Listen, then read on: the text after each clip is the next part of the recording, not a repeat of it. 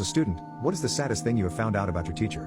In 7th grade, I had a history teacher named Mr. Andrews. He was famous throughout the school for how hard his class was. Mr. Andrews didn't mess around. He expected his students to do the work he assigned, no shortcuts. And he assigned a lot of work. Even though his class was tough, Mr. Andrews was a great teacher. He went above and beyond what the required course material was and gave really long, yet animated lectures, making the weirdest things interesting without losing our attention. He knew his stuff, which is something rare for public middle school teachers. History was genuinely his passion and he wanted to share that with us. Every Friday he'd bring out his guitar and sing traditional folk songs for us.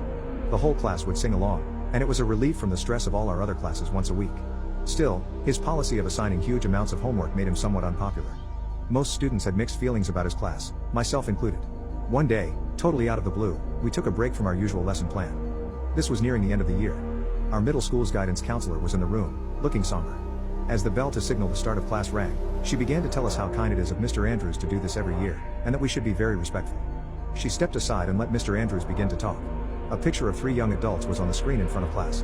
Mr. Andrews told us those were his 3 children, 2 daughters and a son. He told us stories about his children when they were growing up, and how his son loved breakdancing.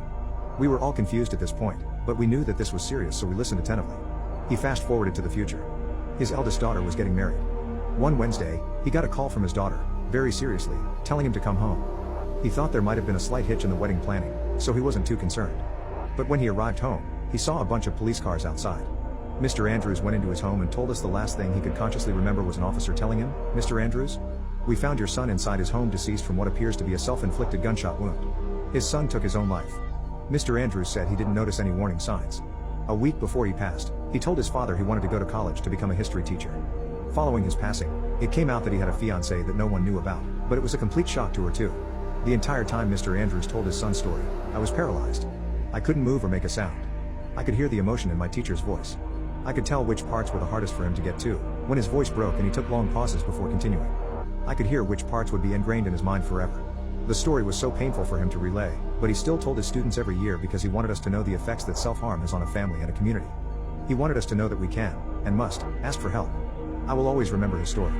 From that day forward, I had nothing but complete respect for Mr. Andrews.